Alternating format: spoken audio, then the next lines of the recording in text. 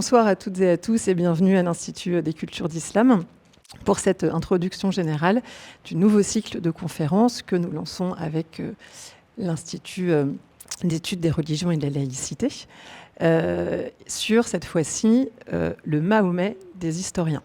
Donc un petit peu d'histoire aussi du point de vue de l'Institut des cultures d'Islam, puisqu'on avait déjà initié il y a quelques années un cycle de conférences qui était sur le Coran des historiens.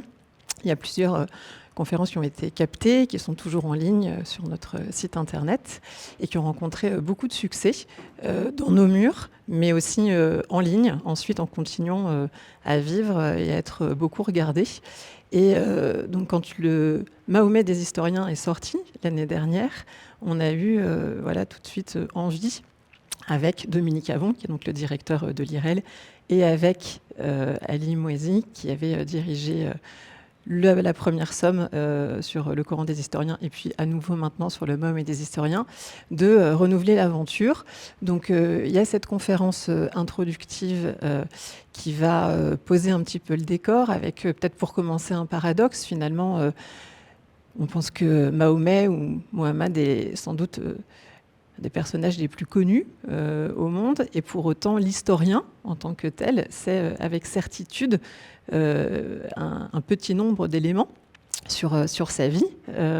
Et puis ce qui nous intéressait aussi, c'était d'aller regarder un peu la diversité des représentations du prophète dans les différentes cultures d'islam, puisque c'est aussi une spécificité de notre institut, et aussi de croiser les disciplines, qui est une approche qui nous plaît bien à l'ICI, et ce que vous faites avec l'histoire, mais pas que. Donc pas plus de suspense, juste pour dire que en plus de l'introduction et du cadrage un peu général par Ali Mouezi, ensuite Dominique Avon nous emmènera dans un voyage, qui est le voyage nocturne, avec plusieurs récits de ce voyage, l'Isra. Et je vous souhaite donc une excellente soirée. Merci Stéphanie. Merci à vous toutes et tous d'être là. Un grand merci à l'ICI et à l'IREL d'avoir organisé cette soirée et de votre accueil toujours chaleureux et enthousiaste. Merci beaucoup. Alors, effectivement, le Mahomet des historiens est je dirais, peut-être un prolongement logique du Coran des historiens qui est sorti, les deux livres sont sortis au Cerf, aux éditions du Cerf. Et donc, alors je dois dire que, si vous voulez, j'avais déjà dirigé, il y a presque 20 ans, en 2007, un dictionnaire du Coran en un volume, dans la collection bouquins de chez Robert Laffont. Et après le dictionnaire du Coran, j'avais pensé faire un dictionnaire du hadith, c'est-à-dire des traditions prophétiques. Comme vous le savez, en islam, il y a deux sources scripturaires, le Coran et le hadith, les traditions prophétiques. Et donc, quand j'ai vu l'accueil extrêmement favorable fait au dictionnaire du Coran, j'ai pensé à faire un dictionnaire du hadith. Mais, si vous voulez, après de longues réflexions, j'ai jeté l'éponge parce que le hadith est un océan, c'est un corpus absolument sans rivage. Et donc, après des mois et des mois de réflexion, je ne suis pas arrivé à même imaginer, je veux dire, l'architecture du livre. Je ne sais pas comment faire, donc j'ai laissé tomber. Et donc, après des années, donc le Coran des historiens est sorti en 2019, et tout de suite après, j'ai pensé que je pourrais peut-être faire quelque chose sur, non pas le hadith, les traditions, les enseignements attribués au prophète, mais sur la figure du prophète, sur Mohammed, Mahomet lui-même. Et donc, faire un Mahomet des historiens comme on avait fait le Coran des historiens. Alors j'en ai parlé avec Jean-François Colosimo qui dirige les éditions du Cerf, qui a accepté encore une fois avec enthousiasme, et donc avec John Tolan, donc, qui va intervenir. J'ai oublié de dire qu'effectivement cette conférence inaugure un cycle de conférences sur le Mahomet des historiens. Donc il est prévu que John Tolan, qui est le co-directeur de l'ouvrage, intervienne donc probablement en octobre et pour parler de Mahomet et les orientalistes. Ensuite, je crois Helawardi, notre collègue, et amie tunisienne va intervenir probablement en novembre pour parler des derniers jours de Mahomet, des récits de la mort de Mahomet. Et puis une troisième personne, bon, il y aura peut-être une séance à deux voix pour parler justement de la diversité culturelle de l'islam et la figure de Mahomet dans cette diversité. Donc Youssouf Sangaré et Rémi Madinier pour nous parler respectivement de Mahomet dans les cultures subsahariennes, donc en Afrique, et dans l'islam indonésien. Hein, alors il s'agit toujours des contributeurs de ce volume, et donc voilà, il y aura ce cycle est prévu. Donc je reviens à cette aventure. Donc j'en ai parlé avec John Tolan parce que je considérais qu'on se complète bien. Moi je suis, si vous voulez, je m'occupe de l'islam classique, hein, et des premiers temps de l'islam, et puis je suis, comme on dit, islamologue, et John Tolan est spécialiste des relations entre l'islam et l'Occident, et en particulier l'Occident latin, donc du Moyen-Âge jusqu'au XVIIe siècle. Et donc j'ai pensé que nous nous complétions bien, et donc nous avons constitué une équipe d'une 50aine de personnes à travers le monde, et comme c'était également le cas du Coran des historiens, on a pensé bien sûr à des grands chercheurs, parfois même des sommités mondiales, mais également de jeunes chercheurs, y compris de nos doctorants particulièrement prometteurs, particulièrement brillants. Donc il y a cette variété de chercheurs qui ont contribué aux deux livres. Et donc voilà, cette aventure est partie en 2020, et le livre est sorti en 2 volumes, presque 2300 pages, et une 50aine de chapitres en novembre 2025.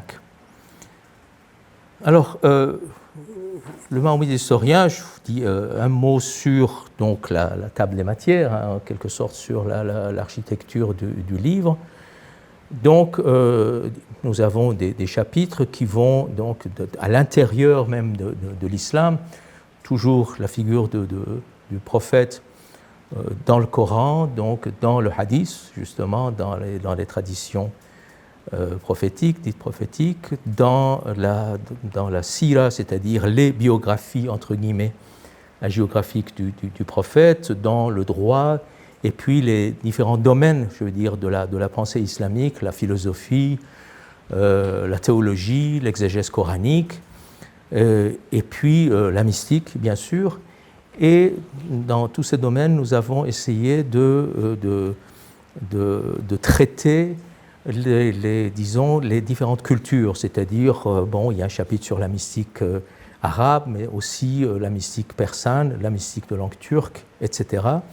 Et puis, dans les différentes cultures, donc nous allons chez les Tatars de Crimée, en passant par l'islam subsaharien, et puis l'islam centra-asiatique, l'islam turc, et jusqu'en Indonésie, en passant par l'Asie.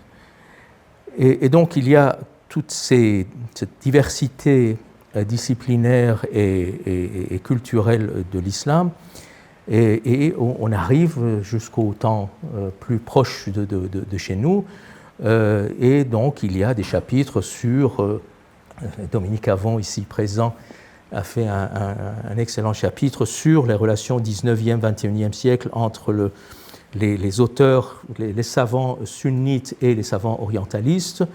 Il y a des chapitres sur le Mahomet des djihadistes. Donc, vous voyez, on a essayé également d'embrasser l'actualité. Et puis, donc, on a également été sensible aux différentes branches de l'islam, le sunnisme, et également les différentes branches du chiisme, de l'ibadisme, qu'on appelait autrefois le kharijisme, etc.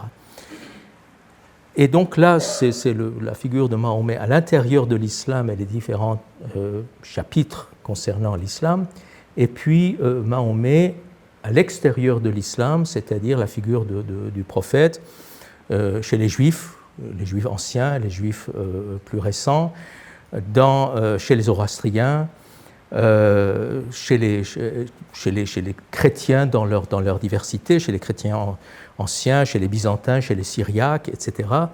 Et puis on arrive donc effectivement en Occident, là ce sont les chapitres qui ont été surtout dirigés par John Toland, donc la figure de Mahomet en Europe au Moyen-Âge, au XVIe, au XVIIe, chez les romantiques, dans la littérature des Lumières, et puis on arrive aux chapitres finaux, c'est-à-dire les chapitres concernant justement les études scientifiques, ce qu'on appelait les orientalistes, les islamologues, etc. Donc 19e, 20e, et puis un chapitre sur 20e, 21e siècle, donc Mahomet chez les orientalistes.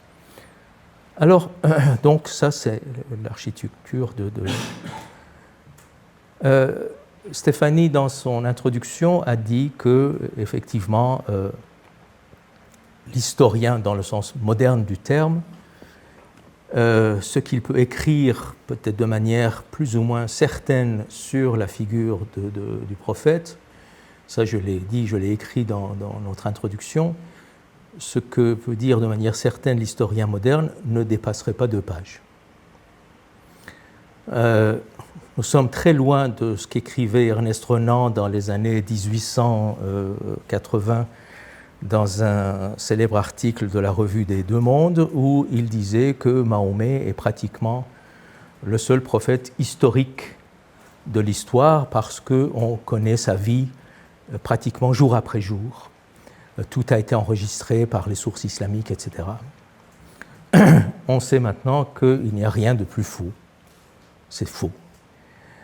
Mais en même temps, bon, c'est compréhensible de la part d'Ernest Renan, fin 19e siècle, il s'appuyait sur ses maîtres et ses prédécesseurs allemands qui s'étaient fondés sur un livre, la Sira, n'est-ce pas, la biographie écrite par Ibn Hisham, qui est un écrit tardif, 2 siècles et demi après le temps du prophète. C'est un écrit de commande par le califat. Et donc, c'est un écrit qui allait dans le sens, je veux dire, de la volonté du califat abbasside. Et on sait que, si vous voulez, bon, effectivement, dans cette biographie officielle du prophète, donc assez tardive, l'auteur ou les auteurs ont essayé d'occulter toutes les contradictions qui existaient jusque-là dans les différentes données concernant la vie du prophète. Puisque, effectivement, avant cette version harmonisée, commandée par le califat, les écrits, bon, maintenant on les a découverts depuis Ernest Renan, plusieurs dizaines, voire centaines d'écrits sur le prophète, et là, dans ces écrits beaucoup plus anciens, nous avons tout et son contraire au sujet du prophète, tout et son contraire. Donc des choses extrêmement contradictoires, des choses invraisemblables, bien sûr des légendes, et des falsifications historiques, etc. Pour une raison sur laquelle on peut revenir plus tard, c'est que jusqu'à Ibn Hisham, c'est-à-dire pendant les 2 siècles et demi qui ont suivi le temps du prophète lui-même, ce qui a marqué vraiment la naissance de l'islam et les premiers développements de l'islam, ce sont les guerres civiles. Les guerres civiles entre les musulmans eux-mêmes, des guerres extrêmement sanglantes qui ont duré extrêmement longtemps. Et donc les auteurs qui écrivent dans cette ambiance appartiennent tous à des factions théologico-politiques qui sont en guerre les unes contre les autres. Et donc, en gros, si vous voulez, chacun écrit pour sa faction et veut donner du prophète l'image ou les images qui arrangent sa faction et ses idées religieuses et politiques. Et donc, nous avons des divergences profondes sur les données les plus basiques de la vie du prophète. Je vous donne quelques exemples. La date de sa naissance. Énormément de divergences. La date de l'hégire. Énormément de divergences. Alors, c'est quand même problématique parce que c'est les débuts du calendrier musulman, alors que dans les sources anciennes, il y a des divergences. La date de la mort du prophète. Donc, El-Awardi va venir parler justement de ces récits contradictoires. Il y a des divergences sur la date de la mort du prophète, sur le nombre de ses épouses, sur le nombre de ses enfants, qui varie entre 1 et 13. Ça vous donne une idée, n'est-ce pas, des contradictions. sur le nombre de ses batailles, sur sa personnalité. Nous avons un Mahomet ascète, pauvre, contemplatif, qui passe sa vie en prière et en recueillement, extrêmement altruiste, féministe, etc., extrêmement tolérant à l'égard des autres, surtout des juifs et des chrétiens. Et puis nous avons un Mahomet, chef de guerre, chef de clan, guerrier, riche, assassin, tortionnaire, misogyne. Donc, où se trouve le Mahomet historique dans ce labyrinthe contradictoire des images? On n'en sait rien. Donc, c'est pour ça que je dis, si vous voulez, quand on regarde les sources anciennes et ce qu'elles nous racontent sur le prophète, nous ne trouvons que des contradictions, des images extrêmement changeantes, etc. Alors, bien sûr, l'historien ne jette pas à la poubelle ces textes-là, ce n'est pas son travail, mais jusqu'à il y a peut-être 40 ans ou 50 ans, les historiens, y compris les islamologues, essayaient justement d'arrondir les angles, de trouver un moyen pour effacer ces contradictions, pour trouver comment résoudre ces contradictions. Non. L'historien moderne, maintenant, essaie de voir d'où viennent ces contradictions, de les expliquer, et essayer, si vous voulez, de trouver peut-être des bribes de réalité historique à travers ces contradictions. Alors, ce qui est également intéressant, il ne me reste pas beaucoup de temps, je vais essayer d'être bref, c'est que les musulmans ont été eux-mêmes, et le sont toujours, je crois, au courant de ces contradictions et de ces ambiguïtés. On peut parler d'ambiguïté. Et là, dans le chapitre sur la mystique de langue turque, écrit par notre ami Alexandre Papas, alors l'islam turc, vous savez, on a l'impression que c'est une petite branche de l'islam. Non. Les Turcs sont infiniment plus nombreux, par exemple, que les musulmans arabes. Infiniment plus nombreux. C'est-à-dire l'islam turc va de la Turquie jusqu'au Turkestan chinois, chez les Ouïghours, en passant par le Caucase, par l'Asie centrale, par ces grandes contrées qu'on appelle maintenant Kirghizistan, Ouzbékistan, Kazakhstan, Turkménistan, etc. Donc ça fait des centaines de millions de gens. Centaines de millions. Donc c'est une branche extrêmement importante, très diversifiée, très plurielle de l'islam. Et ce qui marque cet islam turc de manière extrêmement profonde, c'est la mystique. Donc c'est le soufisme. Et il y a un adage soufi qui est extrêmement célèbre parmi tous les Turcs, de la Turquie jusqu'en Chine. Les soufis de langue turque disent « le prophète avait 3 vêtements. 3 vêtements. Le vêtement de la loi, le vêtement de la guerre et le vêtement de la pauvreté. Nous avons choisi le vêtement de la pauvreté. Ce qui est intéressant, c'est que, si vous voulez, ça montre que ces musulmans ont conscience de ces images contrastées, extrêmement divergentes du prophète, donc le prophète législateur, le prophète guerrier et le prophète ascète. Alors, le vêtement de la pauvreté, c'est bien sûr la pauvreté spirituelle, c'est l'ascèse et la spiritualité. Et eux disent, nous avons choisi ce prophète-là comme modèle. Et donc, ce qui est intéressant, c'est que, si vous voulez, et peut-être que nous ne connaissons, l'historien ne connaît pas la réalité historique de Mahomet, mais parfois, dans l'histoire des religions, là où les représentations des figures spirituelles sont beaucoup plus importantes que la réalité historique. Parce que c'est avec ça que les fidèles vivent. Je vous donne un exemple, Abraham. Abraham, le grand patriarche, n'est-ce pas? Que connaît-on de la réalité historique d'Abraham? Rien. Rien. C'est simple. zéro. Mais quand on regarde l'importance et la profondeur de la figure spirituelle d'Abraham dans le judaïsme, dans le christianisme et dans l'islam, et comment cette figure a été traitée, a été vécue parmi les fidèles de ces trois grands monothéismes, là on se rend compte qu'effectivement l'image spirituelle est beaucoup plus importante, la figure spirituelle beaucoup plus importante peut-être que la réalité historique. Et donc, alors je termine peut-être en vous disant alors que nous racontent ces 2 pages sur le prophète. Donc je crois que maintenant une majorité d'historiens sont d'accord sur ce que je vais dire, c'est pour ça que je dis c'est peu de choses. Maintenant on commence à accepter peut-être une certaine réalité de cette image. D'abord, c'est que nous avons affaire à un prophète qui est venu annoncer la fin du monde.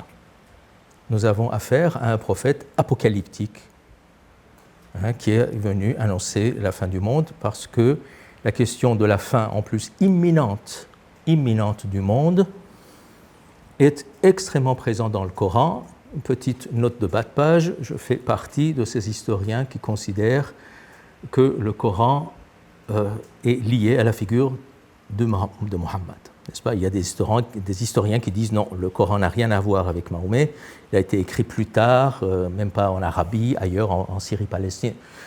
Moi, je considère que cette thèse est trop radicale, je ne suis pas d'accord. Bon, on peut en discuter.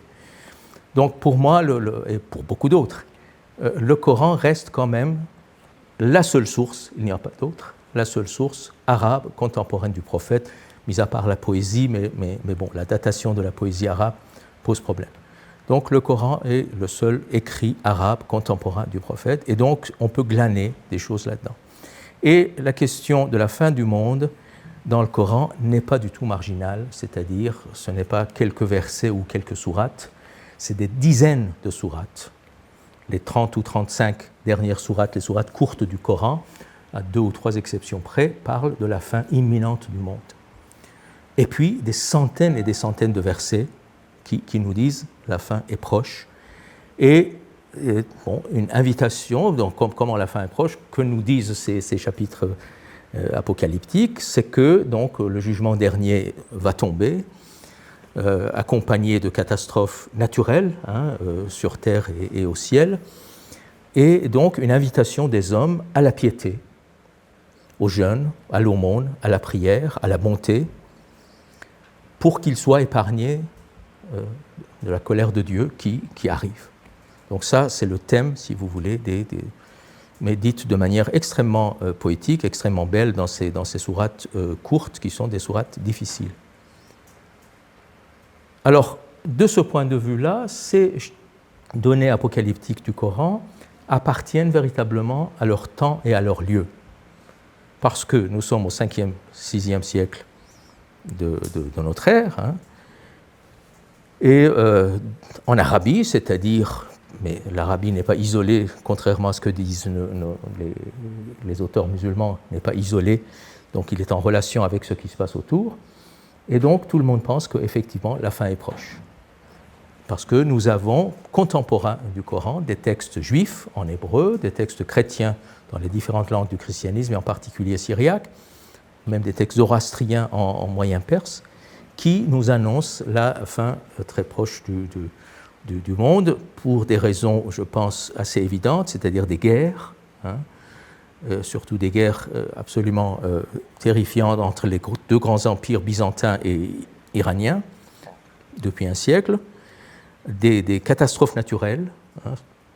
Je vous rappelle qu'il y a un chapitre apocalyptique du Coran qui s'appelle le tremblement de terre, le séisme, az-zalzal, et puis des épidémies, et en particulier la peste, qui dévaste toutes ces régions-là. Donc il y a tous les éléments qui sont présents et qui sont perçus comme des éléments apocalyptiques. Donc tout le monde pense que le monde va prendre fin. Donc nous avons affaire à un prophète qui annonce la fin du monde. Deuxième chose, ce prophète et son message prophétique appartiennent à la tradition biblique. C'est-à-dire là aussi, contrairement à ce que nous disent les sources islamiques, qui nous parlent de l'Arabie pré-islamique comme une terre de ténèbres, d'ignorance, de barbarie, de l'idolâtrie, les gens adorent les cailloux, les arbres, les bétiles, etc. Non, on sait que ce n'est pas vrai. Ce sont des données, comme on dit, apologétiques. Hein. Dans toutes les religions, c'est comme ça. Avant nous, il n'y a rien, après nous, il y a tout. Donc, ce n'est pas... Donc, les données archéologiques et épigraphiques le montrent tout à fait clairement. Ça, on le montre de manière extrêmement claire dans le Coran des historiens. Mais, si vous voulez, la preuve du contraire, c'est le Coran lui-même. C'est-à-dire que le Coran, à côté de quelques données rares sur quelques idoles de l'Arabie pré-islamique et de 2 ou 3 prophètes arabes, Houd, Saleh, Shu'aib, chaque page du Coran est remplie de choses bibliques. Chaque page. Donc les figures bibliques sont extrêmement présentes, hein, allant de Adam jusqu'à Jésus, Marie, Jean-Baptiste, en passant par Noé, Salomon, David, Abraham, figure centrale du Coran, Moïse, figure centrale du Coran, etc. Donc Jonas, Job, etc. Donc les figures bibliques sont extrêmement présentes, les thèmes bibliques sont présents et constituent la profession de foi coranique. Hein, ça veut dire quoi? Dieu est un. Les prophètes, Dieu envoie un message de temps en temps à quelqu'un qui transmet son message à son peuple. Et puis le jugement dernier, c'est-à-dire à la fin des temps, les gens seront récompensés ou châtiés pour leurs actes. Ce sont des thèmes éminemment bibliques, hein, dans lesquels se reconnaît tout chrétien et tout juif de n'importe quelle obédience. Et puis, si vous voulez, autre chose que nous avons étudié dans le Coran des historiens, mais aussi dans certains chapitres du Mahomet des historiens, les données bibliques du Coran sont allusives. Allusives. C'est-à-dire que vous n'avez pas toute l'histoire d'Abraham ou toute l'histoire de Moïse dans le Coran. Vous avez des épisodes, des extraits, n'est-ce pas, et que le Coran commente à sa façon. C'est-à-dire que l'auditoire ou le lecteur connaît ces histoires-là. Sinon, c'est complètement incompréhensible. Ils connaissent ces histoires-là. Lorsque le Coran appelle Jésus Esprit de Dieu, Ruhullah, ou Verbe de Dieu, Kalimatullah, sans aucune explication, comment un adorateur de cailloux ou d'arbres pourrait comprendre ces expressions christologiques compliquées? Esprit de Dieu et Verbe de Dieu, ce n'est pas donné à tout le monde, hein. Surtout pas à un arabe adorateur de Béthil. Donc nous avons affaire donc, à une tradition et à un public qui appartient à la tradition biblique. Donc là aussi, peut-être quelque chose que l'on peut connaître sur Mahomet. Et puis, des données également plus subtiles, plus allusifs dans le Coran, et je terminerai là-dessus. Si vous voulez, le Coran établit une relation entre l'écriture sainte, hein, le livre ou les livres de Dieu, et le cosmos. C'est-à-dire que les deux communiquent et s'articulent. Si on découvre les mystères de l'écriture, on découvre les mystères du cosmos et vice-versa. Si vous voulez, le symbole de cette correspondance, c'est le mot aya, qui veut dire d'une part le verset coranique, hein, division du texte, et d'autre part le signe de Dieu dans le monde, n'est-ce pas? Aya. Or, ce mot n'est pas arabe. C'est un mot syriaque, ça vient de ata, syriaque, qui veut dire division du texte et signe de Dieu ou miracle de Dieu dans le cosmos. Et cette notion de correspondance entre la révélation et la création, en quelque sorte, c'est un thème constant des moines chrétiens de langue syriaque. Constant. Autre chose, la richesse du vocabulaire coranique pour dire le cœur. Le cœur. Il y a au moins 4 ou 5 mots différents. Hein, sadr, pluriel sudur, qalb, qulub, fuad, af'id, lub, albab. Donc, alors, quand on sait que dans l'arabe classique, il n'y a pas de synonymie, ce n'est pas exactement la même chose. Ce sont les différentes couches de profondeur du cœur. Ça va de la plus superficielle, la poitrine, sadr, jusqu'au lobe, qui est le point, la graine qui se trouve au centre du cœur, etc. Donc, pourquoi cette pluralité de mots? Ça pose question. Et puis, très souvent, les passages où le Coran parle justement de ces différentes couches du cœur, il parle également, le cœur est associé à la prière. À la prière, pas le salat, n'est-ce pas, la prière canonique dans la journée, mais de zikr. Zikr, c'est-à-dire le rappel de Dieu, le souvenir de Dieu. Autre thème omniprésent dans la littérature syriaque, ce qu'on appelle la mystique syro-orientale, la prière du cœur. Donc le souvenir constant de Dieu, c'est le but même du moine chrétien à cette époque. Nous sommes exactement contemporains du Coran. La prière du cœur, donc les différentes couches du cœur, etc. Donc nous trouvons ces données subtiles, allusives dans le Coran, qui semblent nous montrer que Mohammed et ses disciples, son entourage, étaient très probablement en relation étroite avec les représentants de la mystique syro-orientale, et ils étaient même initiés à ce qu'on pourrait dire les exercices spirituels et la contemplation chrétienne de cette époque. On pourrait en discuter plus longuement pendant notre échange. Je vais m'arrêter là. Donc, si vous voulez, voilà ce que nous pouvons dire. Donc, peu de choses, mais quand même un certain nombre de choses intéressantes qui nous ouvrent vraiment de nouvelles perspectives de recherche sur la figure de Mohammed et sur l'Arabie de cette époque-là. Et puis, bon, le Mahomet historien qui nous parle de cette très grande richesse des images du prophète. Je vous remercie.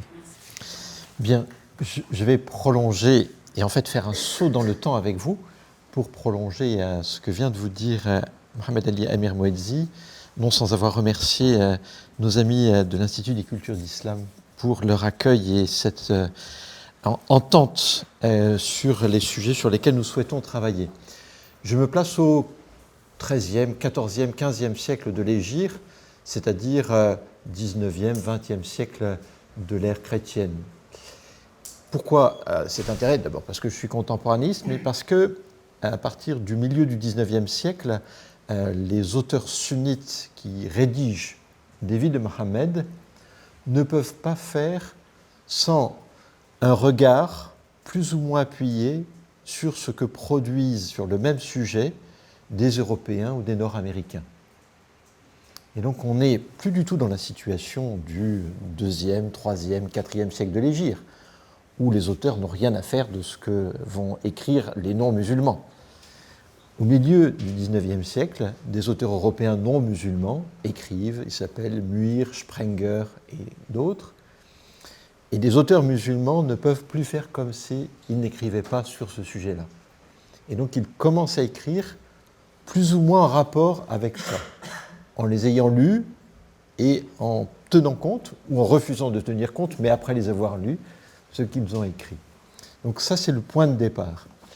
Le point d'arrivée, c'est la fin des années 1990, le début des années 2000, parce que je voudrais vous montrer que cette mise en relation d'auteurs musulmans et d'auteurs non musulmans qui sont d'Europe ou d'Amérique du Nord produit des récits de vie à partir d'un savoir qui ne se cumule pas.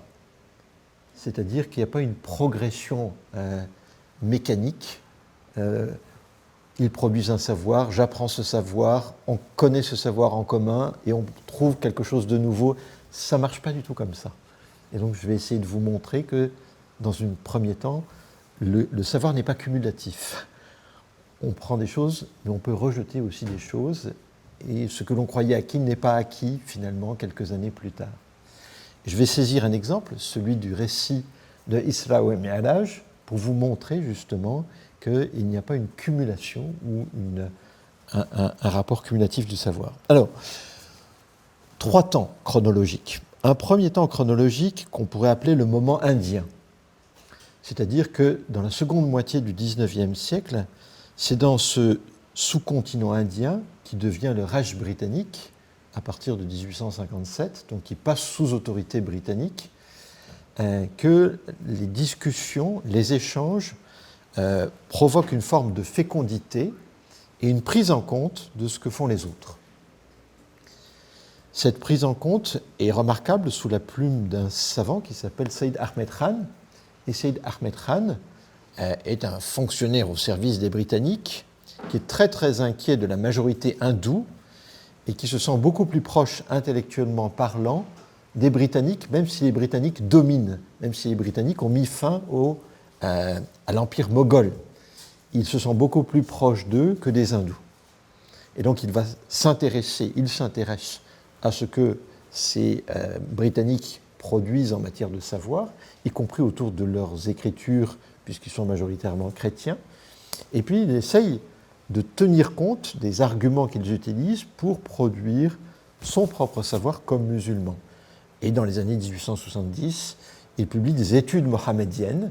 Et ces études mohammediennes, c'est de proposer une nouvelle grille de lecture pour aborder les récits de vie de Mohammed, à partir de l'interpellation qui est faite indirectement par des auteurs, qu'ils soient autrichiens, allemands, britanniques, français ou autres, qui ont été traduits en anglais, et dont il prend en compte un certain nombre d'éléments. À la même époque, en Égypte, on a des récits de vie de Mohammed qui sont très stables par rapport à ce qui se faisait avant. Il n'y a pas l'échange. Pour vous dire que dans les années 1870, Rifat et Tahtawi, quelqu'un qui est venu 5 ans en France, entre 1826 et 1831, qui a appris la langue française, qui a traduit des textes du français vers l'arabe, mais tout ce qui concerne la vie de Mohammed, les études coraniques, l'orientalisme d'une manière plus générale, il le laisse de côté. Et donc il écrit presque au même moment, dans les années 1870, une vie de Mohammed, mais qui ne tient absolument pas compte de ça. D'accord ? Donc on a au même moment des auteurs, Saïd Ahmed Khan qui tient compte, et Rifat et Tahtawi qui ne tient pas compte. Et même 40 ans plus tard, un cheikh El-Khodari, qui devient le premier historien de la toute nouvelle université du Caire, on est en 1908, qui est une université privée, mais qui n'est pas du tout liée à l'université d'Al-Azhar, l'université qui forme des cadres religieux, il ne tient pas compte de la production orientaliste. Or, cette production orientaliste devient très très riche, avec des revues spécialisées, avec la création de l'encyclopédie de l'islam, avec une production d'essais, d'études qui devient tout à fait considérable dans la première décennie du XXe siècle. Ça, c'est le premier moment, le moment indien. Et puis, il y a un deuxième moment qui est un moment égyptien. Et je trouve que la génération qui naît dans les années 1880, qui se forme d'abord en sciences islamiques, plus ou moins, mais qui apprend d'autres langues, principalement le français et l'anglais, vient faire ses études en Europe, à Paris, à la Sorbonne, à Oxford, à Cambridge, et quand ils reviennent en Égypte, fin des années 1910, année 1920, là, un certain nombre d'outillages méthodologiques qu'ils ont acquis dans l'espace européen, ils se disent il faut qu'on l'applique à nos propres sources. Et c'est le cas par exemple de quelqu'un comme Taha Hussein, qui est venu à Paris, à Montpellier, pendant le premier conflit mondial, et qui en 1926, Ali a parlé de la poésie, dit la manière dont on parle de la poésie anti-islamique, ça ne me va pas. Si j'utilise les outils que j'ai acquis en Europe pour travailler sur ce corpus, il faut que j'en fasse autre chose. Et donc il publie un essai qui s'appelle « De la poésie anti-islamique » et dit finalement cette poésie, avec les outils de la critique historique, elle n'est pas anti-islamique, elle est post-islamique. Scandale, le livre doit être réécrit en partie, lui il est mis au vert pendant quelque temps, mais il dit « j'ai toujours deux personnalités en moi, la personnalité critique et la personnalité fidéiste, si vous voulez. » Et toute sa vie, il marche avec les deux. Et il réalise un récit de vie de Mohammed qui s'appelle Ala Hamish al-Sira, donc à la marge de la sira, de la vie de Mohammed, où là, il ne se situe plus comme auteur critique, mais il accepte un certain nombre d'éléments, et puis sur ce qu'il n'accepte pas, il fait silence. Et vous allez voir un exemple de ce silence. Un de ses contemporains, un très exact contemporain, Mohammed Haykal, est également venu en Europe, a fait des études en Europe, et il écrit une vie de Mohammed au milieu des années 30. Et dans cette vie de Mohammed, il dit « Je vais vous montrer qu'on peut tenir compte des deux héritages, l'héritage classique islamique et l'héritage européen. » Et il produit une vie de Mohammed qui, dit-il, fait la synthèse. Ça convainc ni ses coreligionnaires, ni les auteurs orientalistes. Mais c'est, si vous voulez, une autre manière d'aborder ici les choses. Moment égyptien. Et puis il y a un troisième moment, qui est un moment beaucoup plus diffus, où, après les années 50-60, au cours des années 50-60, on constate qu'il y a des auteurs musulmans sunnites, ceux dont je parle, qui poursuivent le sillon ouvert par Sayyid Ahmed Khan, Taha Hussein, Mohammed Haykal, et qui vont plus loin dans l'approche critique des sources musulmanes. Donc on va aller jusqu'à un Tunisien qui s'appelle Hicham Jaït et qui publie en 3 volumes un récit de vie de Mohammed. Il va extrêmement loin dans l'approche historique de ce récit de vie de Mohammed. Et puis, par ailleurs, des auteurs qui laissent complètement de côté, tout en sachant que ça existe, laissent complètement de côté la production qui est venue de l'Europe, et y compris la production des musulmans qui ont utilisé cette production venue de l'Europe. C'est le cas de Mohamed Hamidoullah, qui a vécu des années en France, et qui, quand il rédige sa vie de Mohammed, dit « Je me sers des auteurs », mais en fait, quand vous lisez ligne à ligne son récit de vie de Mohammed, vous vous apercevez qu'il a utilisé les auteurs orientalistes simplement pour parler de choses extrêmement secondaires concernant l'Empire perse et d'autres choses. Mais sur la vie de Mohammed, il n'utilise à aucun moment les travaux des orientalistes.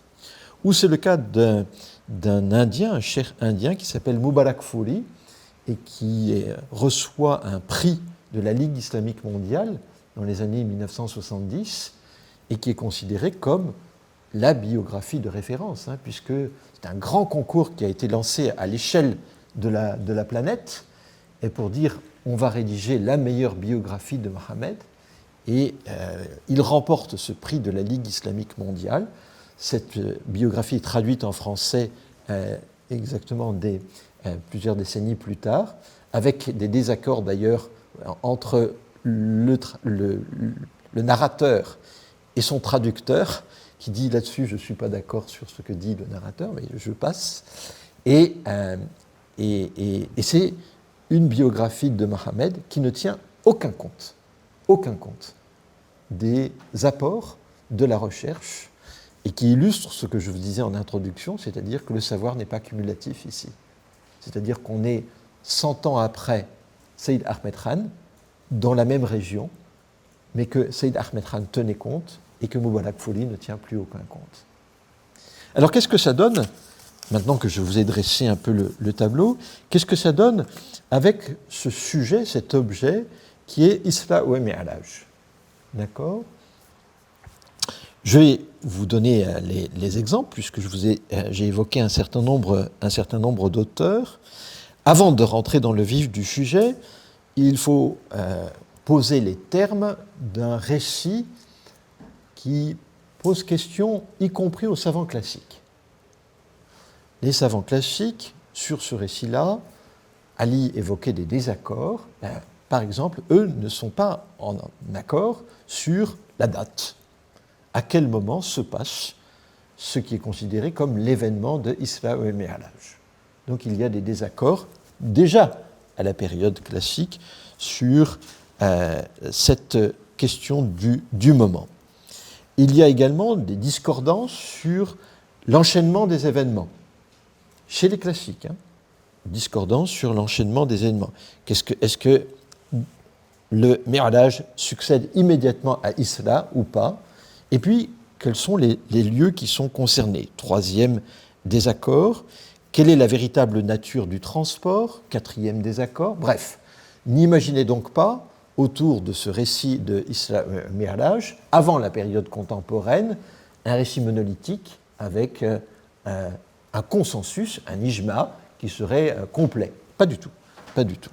Néanmoins, il y a un certain nombre d'éléments qui font sens. Alors, si je reprends maintenant mes auteurs contemporains, qu'est-ce qu'ils disent? Tahtawi. Tahtawi valide le récit global hérité de la tradition avec la figure de l'ange, Jibril, avec le cheval Burak, avec donc le déplacement horizontal, puis le déplacement vertical sur l'échelle, avec les rencontres des autres prophètes, avec les discussions sur le nombre des prières, avec le... Vous voyez, si vous connaissez déjà un peu ce récit, Tahtawi, lui, n'a pas de problème avec ces éléments-là. Peut-être pour ceux qui ne connaissent pas le récit islamique, il s'agit du voyage nocturne et de l'ascension céleste du prophète. Puisque... Voilà. Je ne le disais pas parce qu'en fait, justement, la question c'est qu'est-ce qu'il y a au-delà de ce récit? Pour Saïd Ahmed Khan, le premier auteur musulman qui tient compte d'une partie de la critique orientaliste, il dit, bon, moi, l'idée d'une ascension nocturne, comme ça, pour partir vers le 7e siècle, je ne pense pas que ce soit physique. C'est une vision. Et donc, il dit, c'est une vision qu'il a eue. Donc, vous voyez, là, on change de registre. On ne dit pas que c'est un déplacement physique d'un lieu vers un autre, puis de ce deuxième lieu vers un troisième lieu, qui serait dans l'espace. D'accord? Donc lui, il dit, il a eu une vision. Et donc il voit, il revisite ce récit sous la forme d'une ruya, d'une vision. Khodari, qui est égyptien, qui vient 40 ans après Saïd Ahmed Khan, retourne à la vision classique. C'est-à-dire, il y a quelques discordances entre les oulémas sur le moment, mais dans l'ensemble, c'est bien un voyage qui est physique, horizontal et vertical. Alors, que dit Mohamed Haykal? Mohamed Haykal, je vous ai dit, c'est celui qui a, au milieu des années 30, essayé de faire la synthèse entre l'apport orientaliste et la tradition islamique. Il dit, il est bien embêté, il est bien embêté par ce moment du récit, et il dit, bon, j'opte pour une vision essentiellement spirituelle. D'accord? Il n'écarte pas complètement la possibilité d'un voyage physique, mais il opte essentiellement ça, sans évacuer la possibilité d'un surnaturel. Alors, il y en a d'autres. Taha Hussein, il évacue le problème, il passe sous silence l'épisode. Donc, dans Al-Hamish as-Sira, il ne parle pas de cet épisode-là, ça permet de ne pas le traiter. D'accord? Hamidullah. Hamidullah, dont je vous ai parlé, donc savant indien venu en France, il dit deux choses extrêmement intéressantes. Il a un premier blocage sur un terme du verset 1 de la sourate Al-Isra, qui est Masjid al-Aqsa. Masjid al-Aqsa, qui veut dire donc Al-Aqsa lointaine, et il dit ça ne peut pas être Jérusalem. Parce que Jérusalem, c'est proche. Donc on ne peut pas dire la lointaine pour Jérusalem. Donc il bute, lui, sur ce Masjid al-Aqsa pour la lointaine. Alors Masjid, c'est... Est-ce qu'on peut dire mosquée? Ben, c'est pas mosquée, parce que c'est, on va dire, lieu de culte, lieu de dévotion, lieu de... Mais le problème est le Aqsa, c'est-à-dire la lointaine. Et donc, lui, dans son récit, il dit ça ne peut pas être Jérusalem. Vous imaginez la provocation que ça. Et puis, sur la réalité physique ou la forme vision de ce voyage-là, il dit la chose suivante. Il dit, écoutez, je ne tranche pas. Ceux qui veulent suivre cela, suivent cela. Ceux qui veulent suivre cela, suivent cela. Ce que je vous demande, c'est de ne pas vous takfiriser si vous n'êtes pas d'accord avec l'autre. Donc en fait, il invite à ne pas traiter l'autre de mécréant s'il opte pour un choix ou un récit plutôt qu'un autre. Mais il ne tranche pas sur les deux récits. Élément ici extrêmement intéressant. J'en viens à mes deux derniers auteurs, Mubarakfuri et Jaït. Mubarakfuri a dit aucun problème, tout ceci est physique, et il reprend le récit classique. Donc on est dans les années 70, et donc il écrit comme s'il n'y avait eu aucune interpellation en amont sur mais est-ce que l'on peut vraiment envisager ceci ou cela. Quant à Jaït, qui est un historien formé ici en France, qui a enseigné en France, se veut le plus rationnel possible, et pour lui, c'est une vision. Mais il faut s'interroger sur ce que signifie le terme vision. Et donc, son développement ne concerne pas l'alternance, est-ce que c'est physique ou pas physique, c'est une vision, mais qu'est-ce que ça peut vouloir dire une vision à partir du récit coranique? Et il pose en principe, il ne le tient pas, mais il pose en principe qu'il ne rédige une vie de Mohammed qu'à partir du texte coranique. Il ne le tient pas parce qu'il prend d'autres choses. Alors ça m'amène ceci, il dit clairement, il ne s'agit en aucun cas du voyage d'un corps. Donc c'est en toutes lettres, il ne s'agit en aucun cas du voyage d'un corps. Alors ça nous amène à un troisième temps de la réflexion, puis on passera aux questions. Nous avons la périodisation de ces narrations, les divergences dans ces narrations, et la question qui se pose, c'est mais sur quoi ils s'appuient? S'il y a des divergences d'interprétation, c'est est-ce qu'ils ont tous les mêmes sources? Alors, ce qui est très intéressant, c'est que si, je n'aurai pas le temps de faire les détails ici, si on prend tous ces auteurs, on s'aperçoit de plusieurs choses. Ils s'appuient sur le texte coranique, mais pour le récit, il n'y a pas beaucoup d'éléments. C'est très peu de choses. 3 versets dans une sourate, très peu de choses. Donc ils vont chercher dans la Sira de Ibn Hisham. Mais dans la Sira de Ibn Hisham, il y a des éléments, et puis il y a d'autres éléments qui n'apparaissent pas, mais que l'on retrouve par exemple dans le récit de Mubarakfuri. Alors, où l'a-t-il trouvé? Il l'a trouvé dans le hadith. Mais ce que l'on remarque, c'est que la Sira et le hadith ne sont pas forcément compatibles. Et surtout que dans la Sira, on n'a évidemment pas la totalité des hadiths, parce que sinon ça ferait une biographie de dizaines de milliers de pages. Donc tous les faits et dits attribués à Mohammed ne se retrouvent pas dans la Sira.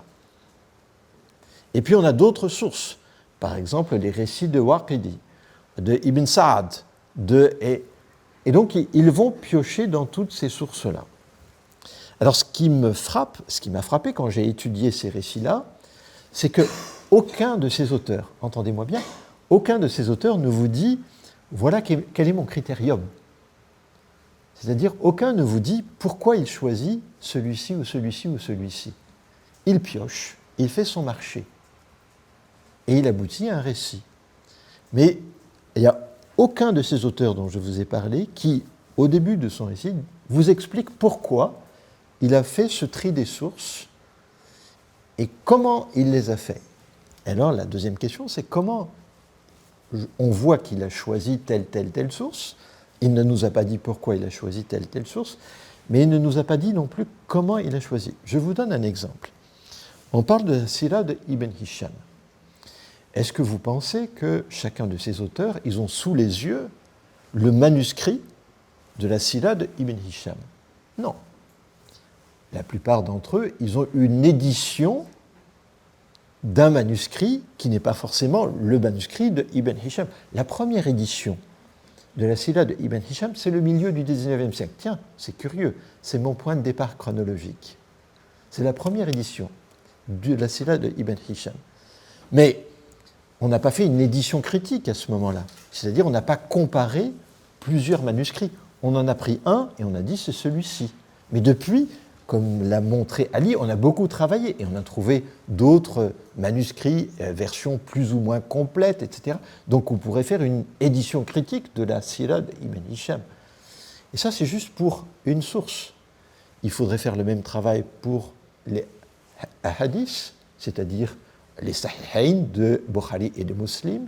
Il faudrait faire la même chose pour Waqidi, il faudrait faire la même chose, et aucun d'eux ne le fait. C'est-à-dire, aucun d'eux ne dit sur quelle source je m'appuie pour quelle source éditer, sur quelle source. Ça, c'est très intéressant.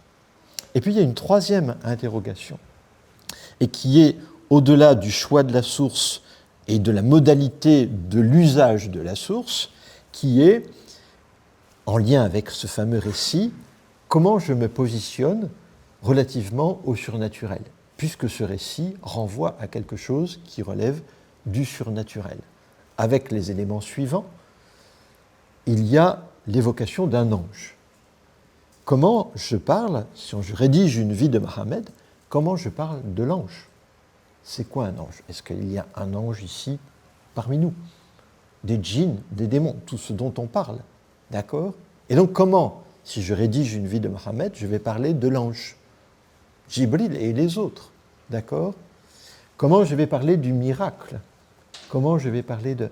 Et quelle est la méthodologie que j'utilise pour évoquer ça? Comment je me positionne vis-à-vis de ça? Aucun d'eux ne pose clairement les termes au départ. Sinon un peu Hichem Djaïd qui dit « Moi je ne vais m'appuyer que sur ce qu'il y a dans le Coran, et ce qu'il y a dans le Coran, je peux l'interpréter en disant ben ça relève d'une expérience mystique, mais pas forcément de quelque chose de physique. » Je conclus. Vous le voyez, ce qui est intéressant quand on commence à se pencher sur ces récits de vie, c'est qu'il n'y a pas d'unité. Il y a quelques mois, quand j'ai évoqué avec des étudiants cet enseignement que j'allais faire pour mettre en relation des récits de vie de Mohammed, une des réactions a été de dire « Mais monsieur, il n'y a pas une histoire des récits de vie, il n'y en a qu'un. » Et au terme de l'année, à travers ce que je viens de vous dire, mais j'ai travaillé toute une année avec eux, ben ils avaient découvert en fait qu'il n'y avait pas un seul récit de vie, et donc qu'on pouvait faire une histoire de l'histoire des récits de vie. D'accord? Et puis qu'on pouvait s'interroger sur les outils utilisés par ces auteurs, ce qui nous amenait à comprendre les divergences dans les récits.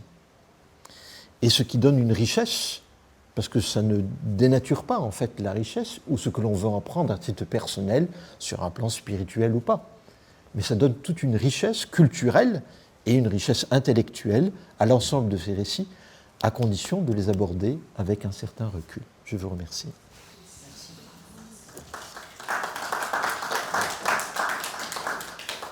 En tout cas, merci pour cette introduction. Et ma question va être très simple. Pourquoi avoir choisi Mahomet des historiens et non pas Mohammed? Je dis ça parce qu'on m'a souvent dit que le Mahomet... Alors, ce qu'on m'a dit, hein, c'est vraiment... C'est sur aucune... j'ai aucune culture pour dire que c'est Mahoua Mohammed. En fait, souvent on nous dit le Mahomet correspond à Mahoua Mohammed, comme si Mohammed n'existait pas. En fait, quand on traduit la notion de Mahoua Mohammed, ou comme si on ne voulait pas qu'il existe. Voilà. Merci. Je vous en prie. On explique ce choix dès les premières pages de l'introduction. Alors, vous savez, ces polémiques autour de cette appellation Mahomet, c'est quelque chose de très récent. Ça ne va pas au-delà d'une 20 ou 25 années et a pour base des propagandes salafistes qui veulent dire que les Français veulent mépriser la figure de Mahomet, etc. Et c'est pourquoi on l'appelle Mahomet et non pas Mohammed. Alors, vous avez dit Mahoua Mohammed, c'est-à-dire qui est Mohammed. Bon, d'abord, il faut être arabe pour le comprendre, donc les Français ne le comprennent pas. Hein. Bon. D'autres disent Mahomet, ça vient de Mahomida, c'est-à-dire Mahomida, au passif. Il n'est pas digne de louange, il n'est pas loué, alors que le mot, ça veut dire le louer, n'est-ce pas, Mohammed? Bon, là, ce sont, si vous voulez, je me demande combien de Français, n'est-ce pas, comprendraient Mahomida, c'est-à-dire, bon, particule de négation, et ensuite la forme passive de Homida. Bon, d'accord. Bon. Alors, tout ça, si vous voulez, c'est de la propagande salafiste, et on n'a pas voulu céder à ça, ni John, ni moi, ni aucun auteur. Il faut savoir que l'appellation Mahomet remonte au XIIIe siècle, c'est-à-dire la chanson de Roland. Hein. L'auteur anonyme de chansons drôlantes, si vous voulez, ne connaissait pas l'arabe, c'est que Mohammed était déjà devenu, dans les sources latines, Mahomet, n'est-ce pas, ou Mahomed, etc. Donc, ces gens-là, bon, c'est vrai qu'ils avaient une vision polémique hein, et très négative du prophète, mais il n'y a aucun jeu de mots sur son nom. Vous voyez, ils avaient d'autres, je veux dire, arguments pour présenter le prophète comme un faux prophète, comme un charlatan, comme un... Bon, etc. C'est toute la littérature polémique du Moyen-Âge. Par ailleurs, si vous voulez, c'est la forme francisée du nom de Mohammed, tout simplement. Jésus ne s'appelait pas Jésus hein, en araméen. C'est la forme francisée, n'est-ce pas? Le nom araméen, c'est Yehoshua, n'est-ce pas? Bon, c'est devenu Jésus en français. Moïse ne s'appelle pas Moïse, hein, c'est la forme francisée. En hébreu, c'est Moshe, n'est-ce pas? Dites à un Chinois, on appelle votre prophète en France Confucius. Il ne comprend absolument pas. En chinois, c'est Kong. Bon, c'est devenu Confucius. C'est-à-dire, on a latinisé en quelque sorte le nom avec ius à la fin, ce qui est complètement incompréhensible. Mais ce que je veux dire, c'est que ça existe dans toutes les langues, n'est-ce pas? Les langues intègrent les mots étrangers, surtout depuis des époques anciennes, et donc les rendent en quelque sorte. Le français a rendu français, a francisé ces noms-là, mais sans aucune connotation négative.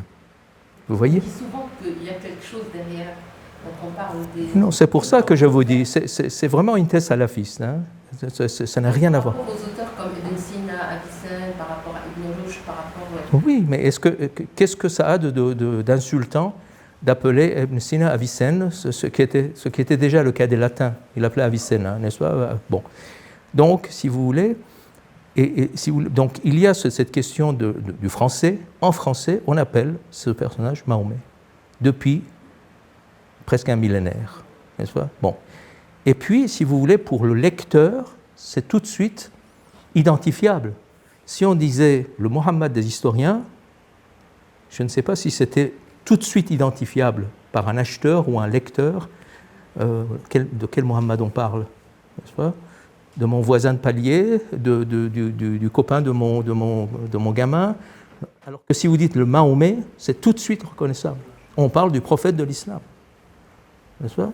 C'est comme si vous disiez le Moshe des historiens. Quel juif, quel français comprendrait qu'il s'agit de Moïse? Ou Yehoshua des historiens, non? Si vous dites le Jésus des historiens, on comprend tout de suite. Vous voyez? Merci. Je voulais souligner l'impression que j'ai d'une radicalité qui est en train de s'exprimer chez les historiens des religions par rapport au champ historique en général. Et parce que je réagis à vos deux interventions, mais par exemple à une phrase quand vous dites, je ne me souviens plus des termes exacts, mais je sais très bien que ça finit par réalité historique, pour dire c'est pas ça notre objectif. Et votre objectif, eh bien, m'a aussi fait penser à l'ouvrage de Bernard Faure sur les 1001 vies de Bouddha, où il se trouve dans la même situation, d'écrire, peut-être sur commande, un travail sur la biographie d'un personnage pour lequel ça ne tiendrait même pas en une demi-page, même peut-être il n'y a aucun fait historique tel que peut le penser un historien, comment le qualifier, historien scientifique, historien du siècle passé. Or, comme dans son objet comme dans le vôtre, on va regarder avec un peu d'humour le travail des historiens sérieux qui se sont débrouillés avec des tas de textes contradictoires et qui vont essayer d'établir une vérité historique en voyant ce qu'il y a en commun. Ou bien, je pense à votre intervention, qu'est-ce qui est vraisemblable dans tous ces récits la vérité historique ou la réalité historique, elle va être du côté de ce qui est vraisemblable. Mais alors, qu'est-ce qu'on va faire avec les anges, etc. Et là, on est en train de faire une autre histoire. Et ça me frappe qu'il y ait cette nouveauté-là qui est commune et dans le champ des histoires de la religion, où on se dit, ce n'est pas établir un fait historique qui va être important, et alors voilà, c'est là où je viens à une vraie question. Comment vous voyez là votre démarche par rapport à ce que c'était l'histoire peut-être d'une génération précédente ou peut-être de ce qui se passe dans l'ensemble du champ historique qui vous est contemporain? À partir des auteurs que j'ai étudiés, je vous donne 2 éléments de réponse. Vous avez compris que, en comparant sur ce récit une demi-douzaine d'auteurs, un peu plus, musulmans, sunnites, en lien avec des auteurs non musulmans qui travaillent, mon objectif comme historien contemporanéiste n'est pas de dire quel est le plus vraisemblable pour savoir ce qui s'est vraiment passé au moment où Mohammed a vécu quelque chose. Mon problème n'est pas là. Mon problème est de montrer qu'il y a une variété de récits, pourquoi il y a cette variété, sur quoi ils se sont appuyés pour exprimer cette variété, et après, je ne peux pas aller plus loin. C'est-à-dire, j'accepte de me dire que je ne peux pas aller plus loin avec les pièces qui sont dans mes mains. Ce n'est pas mon problème. Mon problème n'est pas de savoir ce qu'a vécu Mohammed à un moment que je ne peux pas déterminer puisqu'il n'y a aucun accord là-dessus, et à un lieu que l'on ne connaît pas davantage. Par contre, ça me permet de dire qu'il y a une vraie histoire de ces auteurs qui ont écrit des choses. Et là, mon terrain est sûr. Mon terrain, sur ces auteurs, c'est du terrain dur, si vous voulez. C'est-à-dire que Haykal, je sais qu'il a écrit ça à ce moment-là, avec ces outils-là, pour telle raison. Donc l'histoire, elle est solide sur Haykal. Elle n'est pas solide sur Mohammed, qui est évoqué par Haykal. Donc, quand contemporaniste, c'est vrai qu'effectivement, mon terrain sûr est là. C'est plus compliqué pour Ali, parce qu'il peut parler à peu près sûrement de certains auteurs de l'époque classique, et encore, c'est beaucoup plus difficile que pour les contemporains, mais sur Mohammed, c'est ce qu'il vous a dit à la fin de son propos liminaire. C'est-à-dire, ça tient en 2 pages, et il faut l'accepter. Pour compléter ce que vient de dire Dominique, c'est que je pense à une phrase de Marc Bloch, qu'on va amener au Panthéon dans quelques jours, un très grand historien. Ce n'est pas bien sûr ces termes exacts, je le dis de mémoire.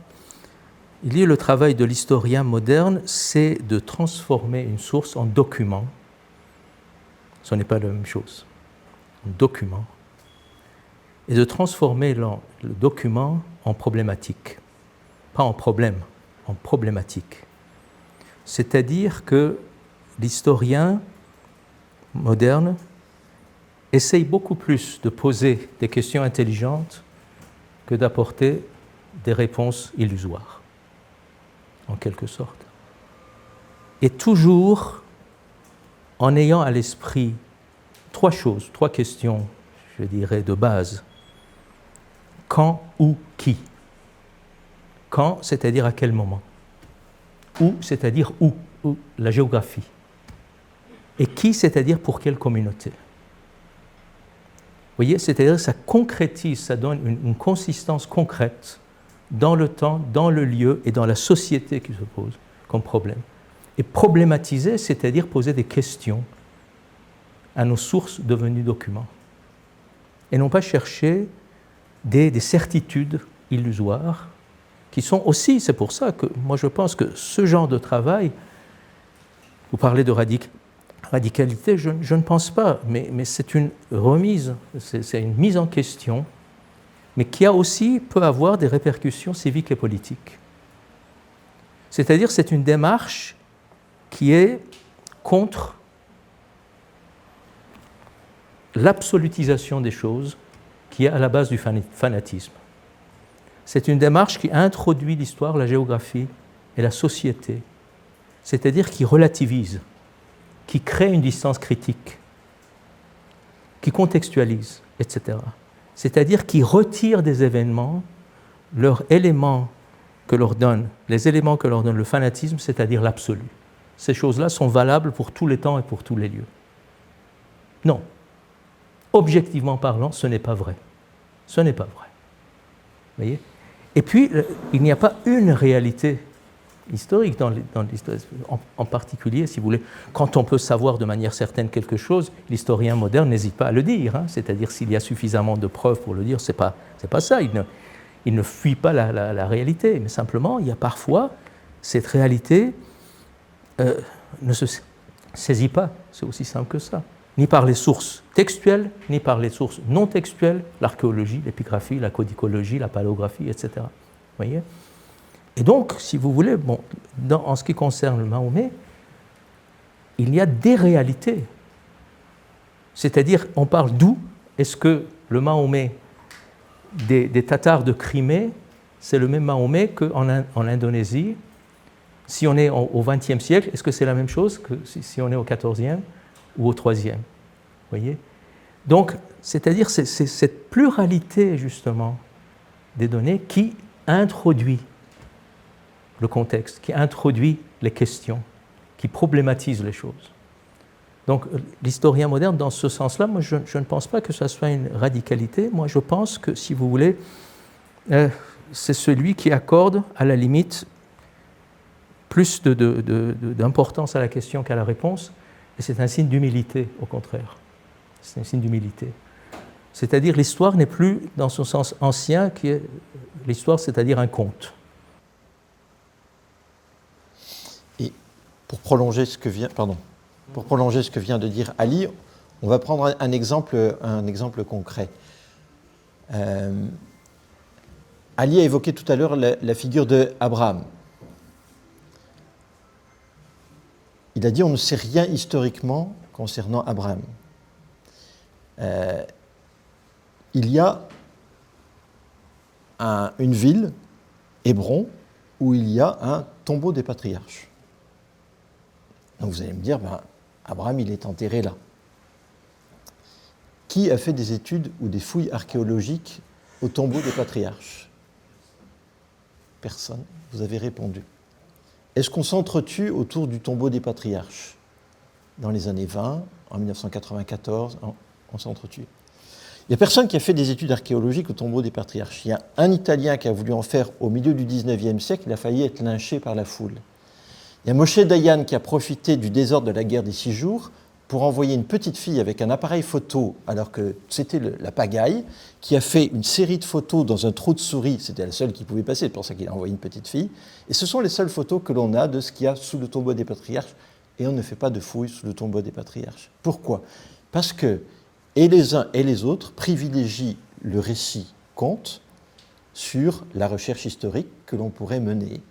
Donc les historiens ne peuvent s'appuyer archéologiquement que sur ce qu'il y a à l'extérieur, et ils ne peuvent pas faire de recherche à l'interne parce que la population, quelle que soit sa confession, privilégie le récit hérité sur un travail qui remettrait peut-être en question un certain nombre d'éléments.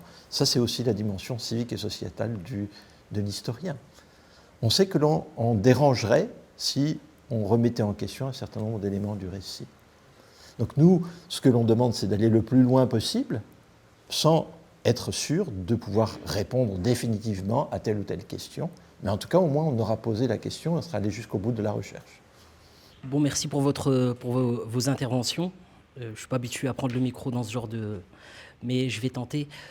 Par rapport à l'Isra et le Mi'raj, il y a quelque chose qui m'a un petit peu interpellé ces derniers temps. C'est justement, j'ai voulu partager cette vision avec vous concernant l'Isra et le Mi'raj sur la Surah 17, les premiers versets de la Surah, donc l'Ascension, où il est dit que gloire à celui qui a fait voyager son serviteur. Déjà, c'est Abdihi, donc on ne sait pas exactement de quel Abd il s'agit, de quel adorateur il s'agit, serviteur. Min al-Masjid al-Haram, donc de la mosquée sainte, il al-Masjid al-Aqsa, la mosquée la plus éloignée ou celle qui est la plus proche de la limite. Et puis ensuite, dans mes lectures, j'ai pu me rendre compte qu'il y a, surtout dans les milieux égyptiens, un petit peu d'échanges concernant le lieu, et qui ça date depuis très longtemps d'ailleurs, cette, comment on pourrait dire ça, cette...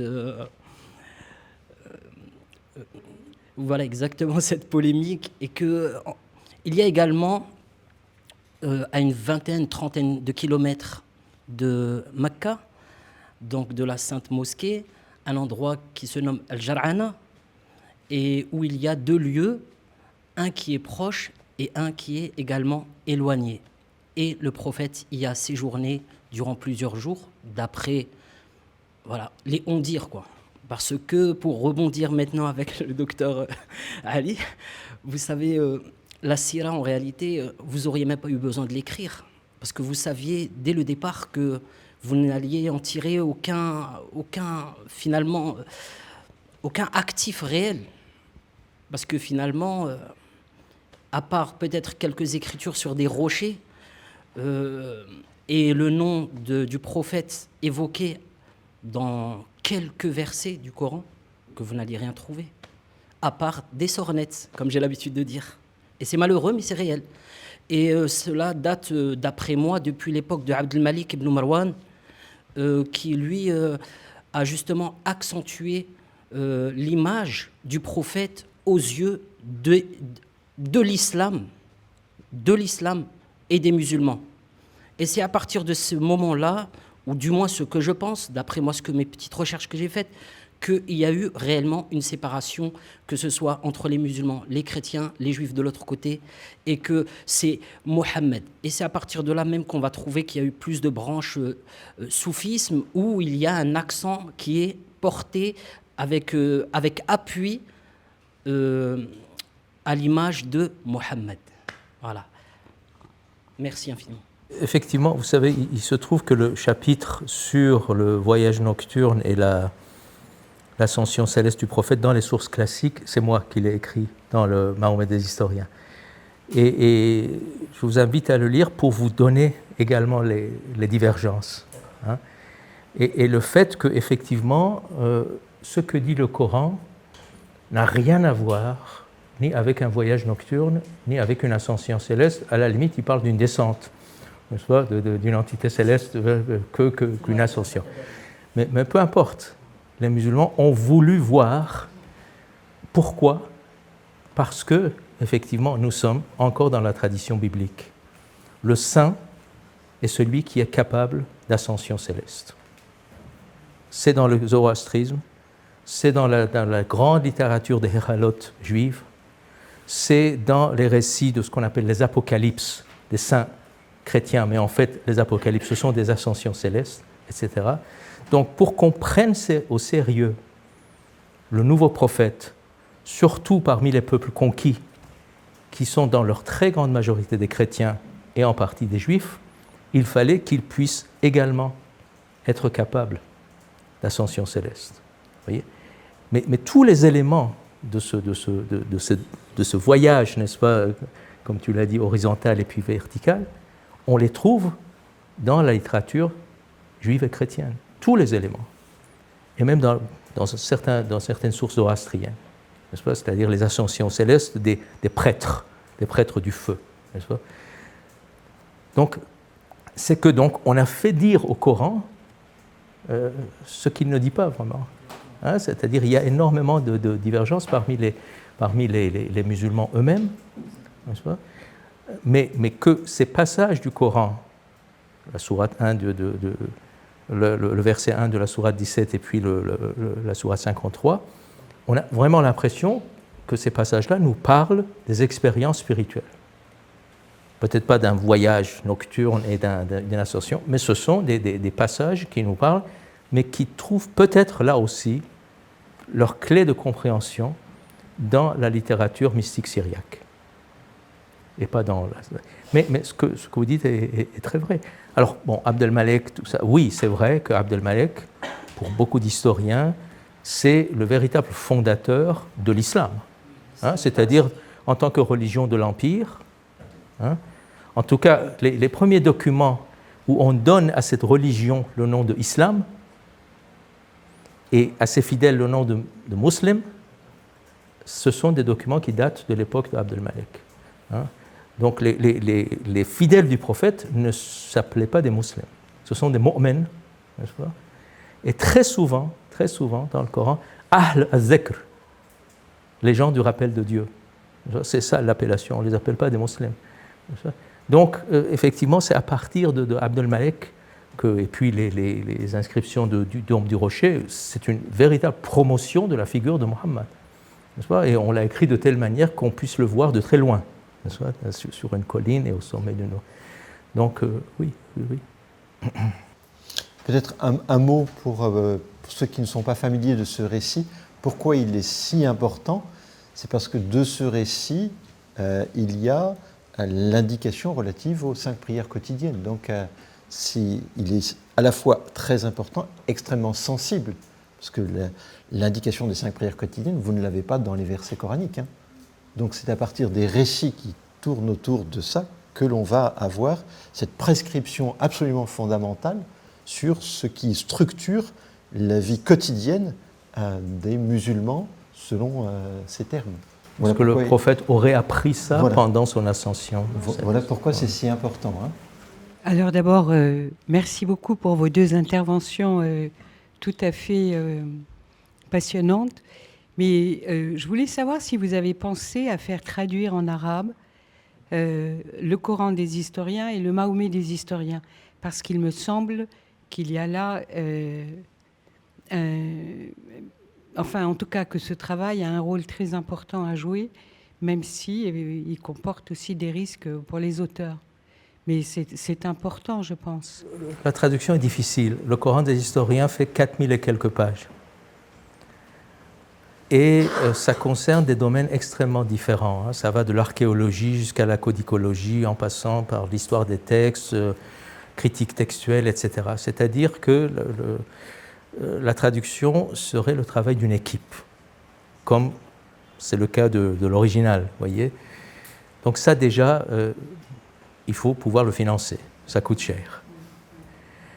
Et mis à part ça, si vous voulez, il y a le fait qu'il y a encore dans les pays musulmans en général et arabes en particulier une résistance à l'égard de ce genre d'études. Hein. Je n'ai pas dit qu'on a fait du premier volume du Coran des historiens, qui est le volume d'introduction, mais quand même de 1200 pages, c'est une longue introduction, c'est-à-dire, si vous voulez, c'est ce qui se passe en Arabie au moment de l'avènement de Mohammed et du Coran. Donc, à Byzance, au Yémen, en Iran, chez les Juifs, chez les chrétiens, etc. Donc, on a fait un volume à part de ce premier volume du Coran des historiens. On a ajouté 2 articles sur la langue arabe et sur le Coran et les écrits apocryphes chrétiens. Et on a fait un livre à part qui s'appelle Histoire du Coran. Donc c'est déjà plus simple à traduire. Et il y a, si vous voulez, un lettré tunisien qui nous a dit qu'il est intéressé par la traduction arabe. On lui a dit oui, bien sûr, si vous avez l'équipe. Et après quelques mois de recherche, il a dit aucune maison d'édition arabe n'est prête parce que c'est risqué. La société n'est pas encore prête pour cette traduction. Donc ça ne s'est pas fait. Et on a eu des attaques quand même. Je veux dire, je ne dirais pas d'où viennent ces attaques, mais le livre a été appelé un document commenté par la CIA et le Mossad. Donc dirigé, moi je parle du Coran des historiens, qui était dirigé par Guillaume Di, mon collègue et ami de l'Université libre de Bruxelles, et moi-même. Et donc un écrit commandé par la CIA et le Mossad, dirigé par un croisé, c'est-à-dire Guillaume Di, et un hérétique, c'est-à-dire moi. Donc ça vous donne une idée, si vous voulez, donc c'est... Alors, voilà. Maintenant, il y a certains chapitres qui ont été traduits de manière peut-être clandestine. J'ai travaillé un peu sur la réception en langue arabe par des gens qui lisaient le français et en fait surtout qui ont lu des interviews ou de Guillaume Di ou de Ali Amir Moedzi après l'apparition du Coran des historiens. Et ils n'utilisaient pas forcément hérétiques et croisés, mais athées et chiites, ce qui revenait au même, c'est-à-dire disqualifier pour cette raison la publication. Il y a un lieu néanmoins où, en arabe, le Coran des historiens a été discuté, et de manière très constructive, c'est en Tunisie. Et ça a été filmé, et on a la visio sur YouTube, c'est-à-dire qu'on a vraiment des collègues qui ont dit, à la fois, et c'est normal, dans une œuvre comme ça, il y a de la critique à faire, mais c'est une critique constructive. Et donc ils ont, en langue arabe, dit, voilà, ce avec quoi on est d'accord, ce avec quoi on n'est pas d'accord, quels sont les présupposés.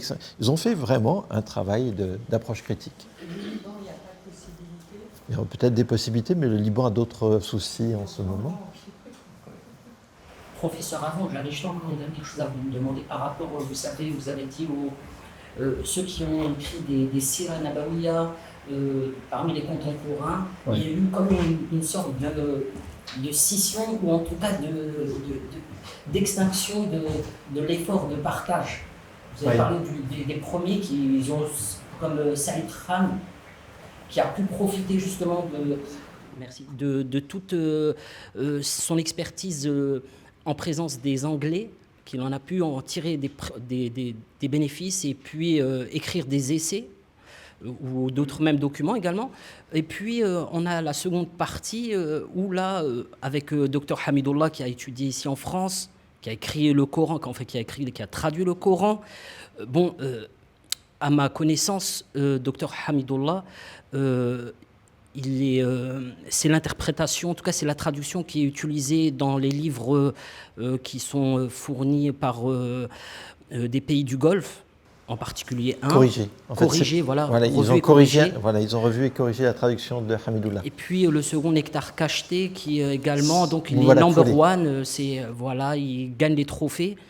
Et bien, comme vous le savez également, voilà, il y aura cette touche-là. À partir du moment où il y a eu cette touche-là dans l'islam, il y a une scission, c'est fini. Et ça va augmenter, en fait. Ça ne va pas, malheureusement, diminuer. D'autant plus que vos travaux, qui sont de l'ordre de l'exceptionnel, finalement, leur portée, hormis un groupe d'amateurs et de personnes passionnées de l'orientalisme, ainsi que de professionnels de votre trempe, finalement, on voit bien que la touchée, ou plutôt la portée de vos efforts ne sont pas suffisamment récompensés. C'est ce que je veux en fait vous apporter. Et je pense qu'il y aurait également à travailler sur d'autres moyens d'amener aussi bien votre travail qui est exceptionnel, mais également à d'autres oreilles attentives et des personnes qui seraient également motivées à transmettre ces informations. Votre travail. Merci. Merci à vous, mais vous voyez, grâce à l'Institut des cultures d'islam et à l'enregistrement, nous avons appris qu'il y avait un succès d'estime, et plus qu'un succès d'estime, sur ce qui s'est passé autour du Coran des historiens. C'est une nouvelle occasion de vous remercier. Merci. En effet, Merci alors peut-être beaucoup, vous êtes gentil, merci. en mot de la fin, vous posez une dernière question pour que vous puissiez conclure. Finalement, donc, on a appris ce soir qu'on n'était pas là pour avoir des réponses, mais pour poser des questions, si possible intelligentes. Et je me demandais, est-ce qu'il y a des questions que vous n'aviez pas vu venir, d'une certaine manière, en commençant ce travail et en réunissant cette équipe pour le Mahomet des historiens? Et si oui, est-ce qu'il y en a une que vous pourriez partager avec nous? Est-ce qu'il y a une question? Une question sur la vie de Mahomet, ou ce que ça pouvait soulever justement dans toutes ces questions. Question à laquelle tu n'avais pas pensé. Ah oui. Qui est une question surprise d'une certaine manière, qui est apparue en dirigeant tous ces travaux, qui a ouvert un nouveau sujet, une nouvelle interrogation. Peut-être pas en dirigeant ces travaux, mais si vous voulez, au cours de mes recherches, peut-être avant la direction du Coran des historiens, et donc forcément avant le Mahomet des historiens, oui, lorsque, si vous voulez, j'ai commencé à travailler avec moi et quelques autres collègues, nous avons commencé à travailler avec les spécialistes du christianisme syriaque. parce que, si vous voulez, c'est un domaine qui est peu connu en Occident. D'une manière générale, le monde académique occidental s'est intéressé au christianisme de Rome, le christianisme occidental, n'est-ce pas, qui est un christianisme très, très intellectuel, très scolastique, etc.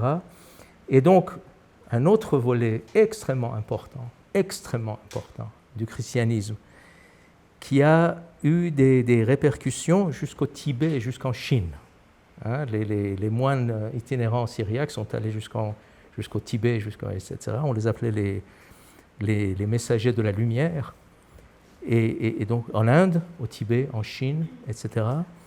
Et donc là, c'est un domaine qui est très peu connu en Occident et très peu étudié, c'est-à-dire le christianisme ou les christianismes orientaux, et en particulier de langue syriaque, et qui est un christianisme beaucoup moins intellectuel et beaucoup plus mystique, je dirais, beaucoup plus centré sur le corps, n'est-ce pas ? Le corps est un peu rejeté en Occident, alors qu'il est extrêmement valorisé dans le christianisme oriental. Le travail sur le corps, sur la posture, sur comment on se met debout, comment on s'assied, comment on respire, comment on se concentre sur le cœur, etc. Et donc là, je dois dire, bon, la découverte des auteurs qui sont pratiquement inconnus ici, Isaac de Ninive, Dadichot de Qatar, Jean de Daliata, Joseph Hazzayad, ces gens-là, n'est-ce pas, qui ont une production littéraire mais absolument considérable. Pour moi, ça a été vraiment la découverte d'un nouveau continent. Et en particulier, si vous voulez, les articulations que je voyais avec le Coran, n'est-ce pas ? Beaucoup de ces gens-là sont contemporains du prophète. Et ils sont très présents où ? En Iran du Sud, dans la région occidentale du Golfe Persique et au Qatar. Au Qatar, nous sommes déjà en Arabie. Et au 6e, 7e siècle, la production littéraire de ces moines a fait un bond. On a des statistiques comme ça. C'est-à-dire ils ont commencé à écrire énormément. Et puis ça retombe. Hein. Probablement parce qu'ils considèrent aussi que la fin du temps est proche. Mais ce sont des moines itinérants qu'on n'a pas hésité à appeler des bibliothèques ambulantes. Ils connaissent sur le bout des doigts non seulement la littérature chrétienne, mais aussi leurs classiques grecs. Et donc, ils voyagent dans les caravanes, n'est-ce pas ?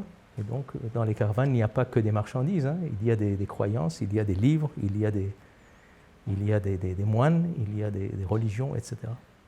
Donc là, oui, mais c'était un peu avant, disons, le lancement de ces projets. J'ai répondu à ta question, Stéphanie ? Ah oui. Merci à vous. Merci beaucoup. Merci.